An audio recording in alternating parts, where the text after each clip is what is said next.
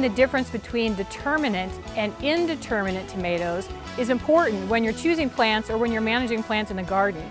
Determinate plants grow as a bush, and oftentimes you'll find cultivars with that word in their name. Bush tomato or patio tomato, celebrity, Rutgers, all very common at determinate tomatoes.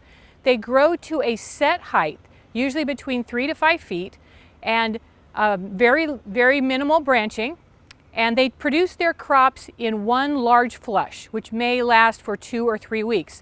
Determinate tomatoes are great if you want to have a lot of tomatoes on hand for processing or to freeze. If you want to make salsa or spaghetti sauce, determinate tomatoes are a great choice. If you want tomatoes throughout the growing season, you're going to need to make successive plantings so that you have more tomatoes to harvest later in the season.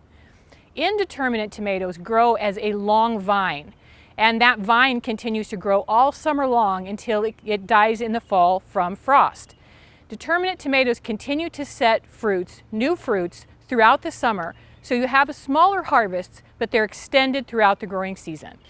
Common varieties of indeterminate tomatoes would include Brandywine, Cherokee Purple, Sun Gold, and many others. So choose the right tomato for your garden. If you have limited space, a determinate type of tomato would probably be the best choice. If you have a good structure for your tomato to grow on, then go for the indeterminate.